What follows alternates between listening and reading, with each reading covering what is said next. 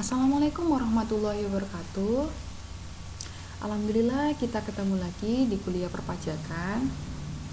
Hari ini Ibu akan sampaikan materi contoh penghitungan dari PPh pasal 21. Silahkan kalian buka bukunya. Contoh yang akan Ibu sampaikan ini juga ada di buku. Baik, langsung saja yang pertama. Leni adalah karyawati belum menikah yang memiliki NPWP. Pada April 2018 dia bekerja sebagai pegawai tetap di PT Mahkota, menerima gaji yang dibayar mingguan adalah 1,5 juta. Berapakah penghitungan PPh pasal 21 minggu pertama? Baik, kita hitung penghitungan PPh pasal 21 Leni yang pertama. Kita masukkan gaji per minggunya adalah 1,5 juta. Kemudian kita hitung gajinya dalam sebulan, 4 dikali 1,5, 4 di sini adalah 4 minggu ya. Adalah ketemu 6 juta. Kemudian karena dia adalah dia pegawai tetap, maka dia adalah karyawati yang harus kita hitung biaya jabatannya. Maka kita hitung dulu biaya jabatannya. Ketentuannya adalah 5% atau maksimal dalam sebulan adalah 500.000 atau dalam setahun adalah 6 juta. Maka kita kalikan 5% dikali total gaji Leni 6 juta, yaitu 300.000. Setelah kita hitung pengurang biaya jabatannya, kita hitung penghasilannya itu dalam sebulan.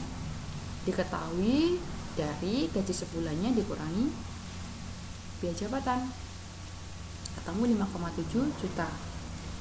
Kemudian setelah kita ketahui penghasilannya itu dalam sebulan, maka kita setahunkan, yaitu kita akan kali 12, yaitu 68.400.000 rupiah. Selanjutnya kita kurangi lagi PTKP. PTKP Leni di sini adalah TK 0 karena dia belum menikah dan dia tidak memiliki tanggungan. Baik, PTKP-nya ketemu 54 juta karena dia hanya menanggung dirinya sendiri. Setelah itu kita hitung penghasilan kena pajaknya dalam setahun. 68.400.000 dikurangi 54 juta. Ketemu 14.400.000. Baik, setelah kita ketahui penghasilan kena pajaknya dalam setahun, maka kita bisa ketahui si Leni ini masuk ke dalam lapisan tarif yang keberapa. Karena dia penghasilan kena pajaknya kurang dari 50 juta, maka kita kalikan tarif yang pertama, yaitu 5%, 5% kali 14.400.000, yaitu ketemu 720.000 rupiah. Kemudian kita hitung PPh pasal 21 dalam sebulan, kita bagi 12, 60.000. Karena pertanyaannya kita menghitung PPh pasal 21 atas gaji minggu pertama, jadi kita hitung per minggunya adalah 15.000. Kita bagi 4 ya, 4 minggu. Baik, ini contoh yang pertama ya. Contoh yang kedua adalah pada bulan Juni 2018 PT Sejahtera mempekerjakan Paiman sebagai pegawai tidak tetap selama 14 hari dengan upah adalah 530.000 per hari, dan Paiman belum menikah dan tidak memiliki tanggungan serta belum terdaftar sebagai wajib pajak. Hitunglah PPh pasal 21 yang terutang. Oke, jadi contoh yang kedua ini dia adalah pegawai tidak tetap dan dia bayarnya ini upah harian di 530.000. Bagaimana menghitungnya? Kita akan langsung ke penghitungannya. Yang pertama, jadi kita hitung dulu hari ke-1 sampai dengan hari ke-8 dia bekerja. Kenapa hari ke-1 sampai dengan hari ke-8? Karena jika di total gaji hariannya selama 8 hari ini dia kurang dari PTKP dia, yaitu 4.500.000 dalam sebulan. Jadi kita hitung gaji hariannya 530.000, upah harian tidak kena pajak ini adalah 450.000. Ini dari mana? Ini dari ketentuannya. 450.000 upah harian tidak kena pajaknya. Oke, langsung kita kurangi adalah 80.000 rupiah. penghasilan kena pajaknya dalam gaji dia hari pertama sampai hari ke-8. Kemudian kita kalikan tarifnya, kita kalikan tarif 5% karena dia masuk lapisan ke pertama. Kita kali tarif lagi 120% karena dia tidak memiliki NPWP atau belum terdaftar sebagai wajib pajak. Maka PPh pasal 21 Paiman di hari dia bekerja yang pertama sampai dengan hari ke-8 itu adalah Rp4.800.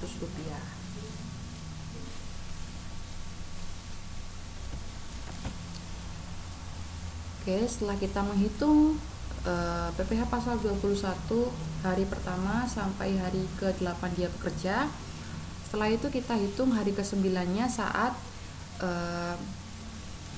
penghasilan si Paiman ini kalau dibulankan kalau dikalikan hari dia bekerja ini sudah melebihi PTKP dia, yaitu 4,5.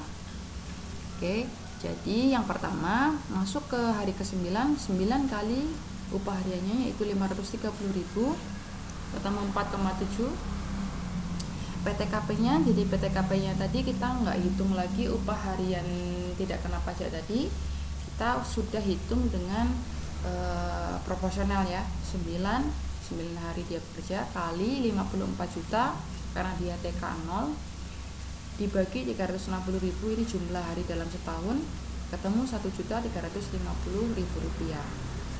Oke, ketemu penghasilan kena pajaknya akhirnya 3.420.000. Setelah itu kita kalikan tarif. Kita kalikan tarif lagi sama seperti yang pertama tadi, kita kalikan tarif yang pertama 5% dan kita kalikan lagi 120% karena dia tidak memiliki NPWP. Maka ketemu Rp205.200. Setelah itu kita kurangi dengan PPh pasal 21 yang telah dipotong di hari ke-1 sampai dengan ke-8 tadi, yaitu 4.800, kita kalikan 8 hari dia bekerja, Rp38.400. Setelah itu kita mengetahui PPh yang dipotong pada hari ke-9 yaitu Rp166.800. Maka kita hitung jumlah upah sebesar Rp166.800 ini dipotong dari upah harian sebesar Rp530.000, sehingga upah yang diterima Paiman pada hari ke-8 adalah Rp530.000 dikurangi Rp166.800 adalah Rp363.200. Nah, setelah di hari ke-9 tadi dia sudah melebihi PTKP dia selama sebulan yaitu 4,5 juta, maka di hari ke-10 sampai ke-14 hari dia bekerja, upah hariannya kita masukkan lagi, PTKP-nya sudah beda lagi, ini kita bagi selama 360 hari dalam setahun, ketemu Rp150.000. Maka penghasilan kena pajaknya upah harian dikurangi PTKP dalam sehari 380.000 dan kita kalikan tarif lapisan yang pertama dan sanksi karena dia tidak memiliki NPWP yaitu 120%, ketemu Rp22.800.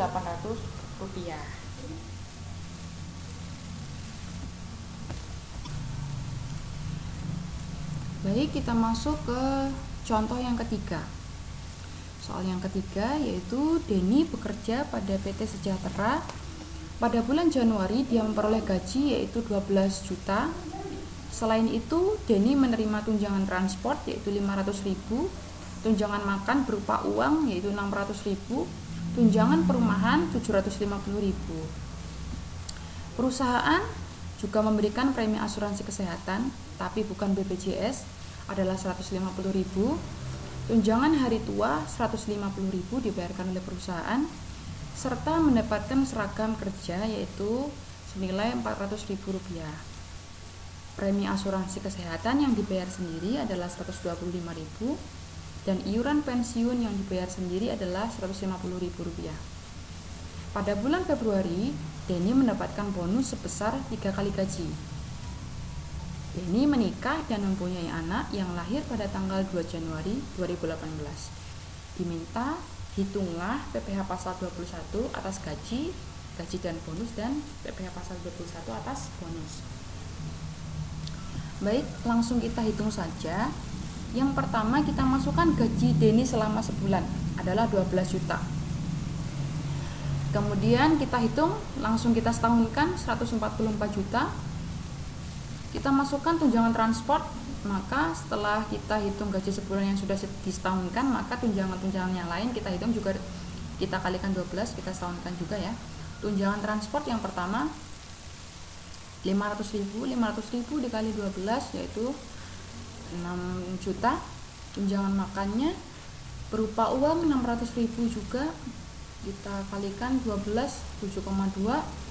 Tunjangan perumahannya adalah 750.000, ketemu 9 juta. Nah, tunjangan-tunjangan yang diberikan perusahaan yang dimasukkan ke dalam penghitungan hanya tunjangan transport, tunjangan makan, dan tunjangan perumahan. Tunjangan berupa asuransi kesehatan bukan BPJS di sini tidak kita masukkan karena aturannya harus BPJS atau yang diatur oleh pemerintah. Maka 150.000 ini tidak kita hitungkan, tidak kita masukkan ke dalam penghitungan. Tunjangan hari tua juga tidak kita masukkan penghitungan yang dibayarkan oleh perusahaan. Seragam kerja di sini ini termasuk natura, kita tidak masukkan ke dalam penghitungan juga. Setelah itu premi asuransi kesehatan yang dibayar sendiri ini, oke, baik, kita masukkan ke pengurang dulu ya. Pengurang dulu, biaya jabatannya tadi ketentuannya adalah 5% atau maksimal dalam sebulan 500.000 atau dalam setahun adalah 6 juta. Kita kalikan ketemu 6 juta. Iuran pensiun di sini yang dimasukkan adalah iuran pensiun yang dibayarkan oleh si karyawan itu sendiri. Jadi kalau iuran pensiun yang dibayarkan oleh perusahaan itu juga tidak boleh dimasukkan ke dalam penghitungan PPh pasal 21 gitu ya. Oke, jadi setelah kita hitung tadi penghasilan bruto yang disetahunkan si Denny adalah 178.200.000 rupiah. Kita kurangi total pengurangnya, iuran pensiun dan biaya jabatannya adalah 7.800.000, maka penghasilan neto yang disetahunkan adalah 170.400.000 rupiah. Baik, setelah kita ketahui penghasilan netonya, kita hitung PTKP-nya. Si Denny ini dia menikah dan dia mempunyai anak yang lahir pada tanggal 2 Januari. Maka PTKP-nya adalah K0 karena dia sudah menikah dan dia belum memiliki tanggungan. Kenapa anaknya ini belum dihitung ke dalam penghitungan?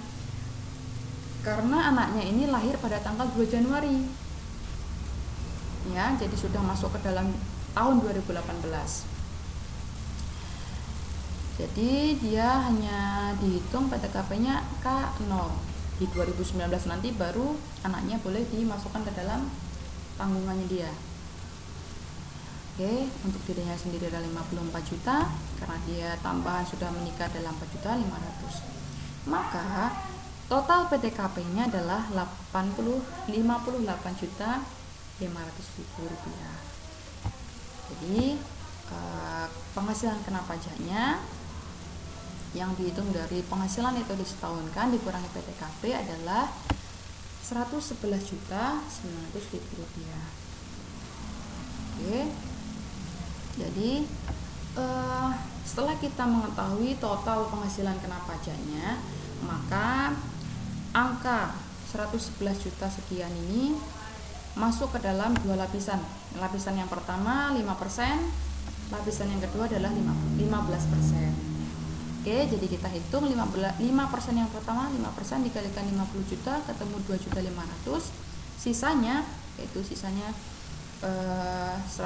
juta dikurangi 50 juta jadi ketemu 61.900.000.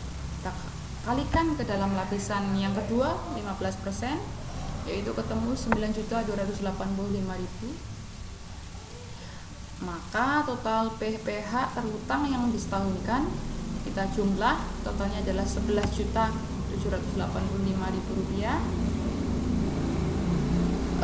Setelah kita ketahui PPh terhutang yang disetahunkan, kita hitung selama sebulan.